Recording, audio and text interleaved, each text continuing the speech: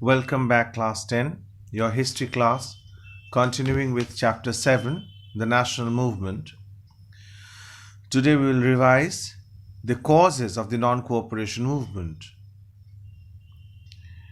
Mention may be made here of the causes or reasons for launching the non-cooperation movement by Congress in 1920.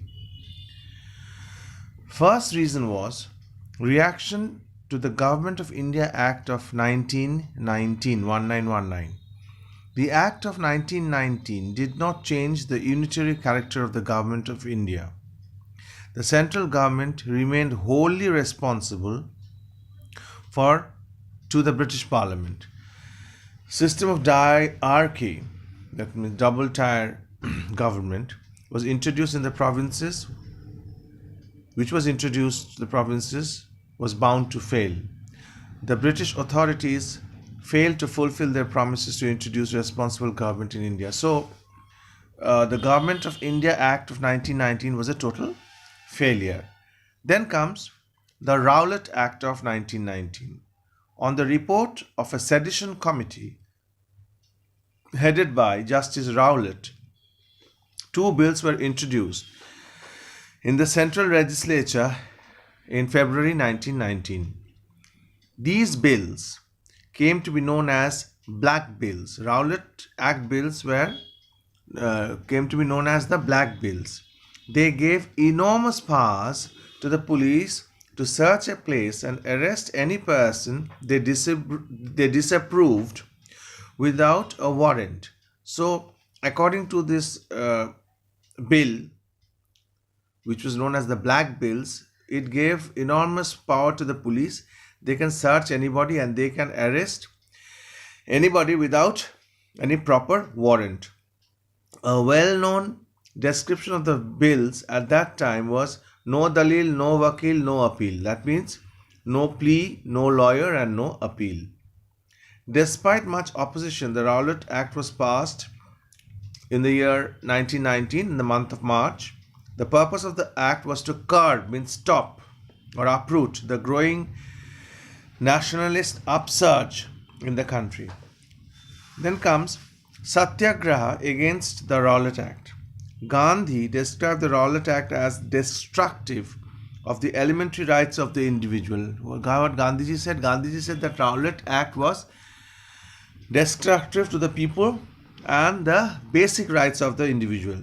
He called upon the people to do Satyagraha against such an oppressive measure. So he said that the people in India should go in for Satyagraha, that is to disobey the law without resorting to violence. They said that the law should be disobeyed without resorting to any type of violence movement. The Satyagraha against the Rowlet Act began on 6th April 1919. On March 1919, the bill was passed, and from April, Satyagraha started. Gandhiji asked people to fast, pray, and hold public meetings against the Black Act. He also made an appeal to observe Hartal. Hartal means Bandh, that means a suspension of business activity for a day. The response of Gandhiji's call was remarkable. Although Gandhiji had asked people to remain strictly non-violent, disturbances broke out in some places, especially in Delhi, Gujarat and Punjab. Then comes the Jallianwala Bagh tragedy. Amritsar had observed a Hartal on April 6th and complete peace was maintained. On 10th April, two prominent leaders, Dr. Satpal and Dr. Kichlu, were unnecessarily deported from Amritsar. People marched towards the residence of the Deputy Commissioner to protest about the detention of the two leaders. The mounted police resorted to firing. Mounted police means police who rides horse. They are on horse. So they resorted to firing, which made the mob violent. 5 Europeans were murdered, and the town hall and the other public buildings were burned. So this happened on 10th April. So on 11th April, General Dyer arrived and took command of the city. Proclamations were issued prohibiting all meetings and processions. A bill was issued, a notice was issued that all public meetings and processions are banned. So on 13th April 1919, a public meeting took place at Jallianwala Bagh in defense of the order. The Jallianwala Bagh was an open space surrounded by the backs of houses on three sides and having only one narrow entrance through the congested lanes of the city. So if someone attacks also, it is very difficult for a person or any group of people to come out through that small entrance and run across the small lane. So, and if they are surrounded, there is no other way to escape. Dyer, without any warning, opened fire upon the peaceful crowd and continued firing until all his ammunition is exhausted, all his bullets exhausted. Everyone died. And some people jumped into the well and they went and they fired inside the well also, so that people who are hiding inside the well, they would also be killed. According to the official figures, 400 people were killed and about 200 wounded, but the Congress Inquiry Committee put the figure of the dead not less than 1,000.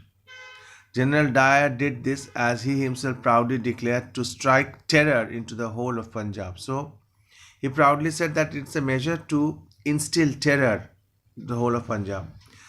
The Jallianwala massacre was followed by indignities of being flogged, handcuffed and searched throughout Punjab. People at Amritsar were made to crawl with belly on the ground.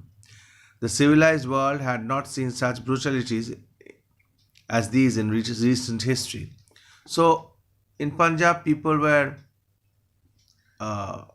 humiliated, they were flogged, they were handcuffed, they were made to crawl on their bellies. So all sorts of insults unimaginable to the human world, unimaginable to any civilized world, these things happened. So then comes Khilafat movement. Germany had surrendered on November 11, 1918. After that, Turkey too stopped fighting.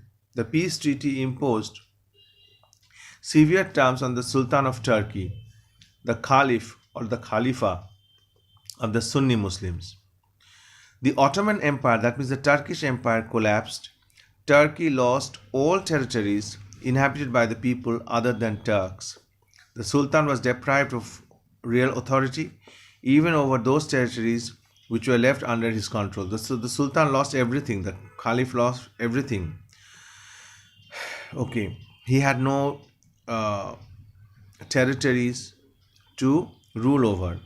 This angered the Muslims in India. Obviously, these type of incidents angered the Muslims in India. So what happened? A Khilafat Committee was formed to champion the cause of the Caliph of Turkey. So a Khilafat Committee was formed to fight for the Caliph in Turkey. So it was formed by two brothers, Muhammad Ali and Shaukat Ali, who were the leading lights of the campaign. And Gandhiji saw it an opportunity to unite the Hindus and Muslims. How? He advised the Khilafat Committee to adopt a policy of non-cooperation with the government. This non-cooperation campaign started on August 1920, 1st August. The program of Khilafat movement included resignation from government offices and services, boycott of councils, refusal to pay taxes, and refusal to join the army. The Muslims of India demanded that the territories and the powers of the Sultan of Turkey had lost should be resorted to him. So Gandhiji saw it as an opportunity to rejoin the Hindus and the Muslims.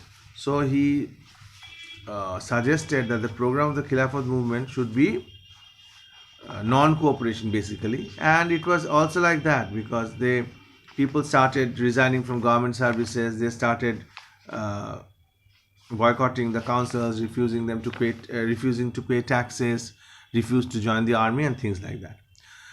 So what was the significance of the Khilafat movement? The Khilafat movement exercised great influence over the Muslim masses. So it exercised a great influence over the Muslim masses. Later, the Congress also launched non-cooperation movement. Never before had any movement received the willing support of so many people. the Hindus, the Muslims alike. The Khilafat movement contributed a sense of national unity because Hindus and Muslims, they came together. The end of Khilafat agitation, how this Khilafat movement ended. The movement died a natural death in November 1922. It started in August 1920. In November 1922, it died. Mustafa Kemal Pasha deposed the Sultan of Turkey and showed no concern for the holy places of Islam.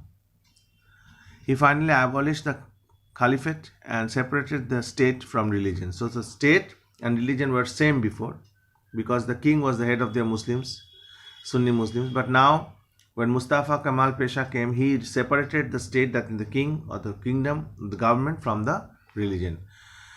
Mustafa modernized education, agriculture and industry. He developed Turkey on secular and progressive lines. So, in today's class, we have learnt about, or revised about, the causes of the non-cooperation movement, which are reaction to the Government of India Act of 1919, the Rowlet Act of 1919, the Jallianwala Bagh tragedy, and the Khilafat movement. So, at the next class, we'll start off with the non-cooperation movement of 1920. That is all for today. Thank you.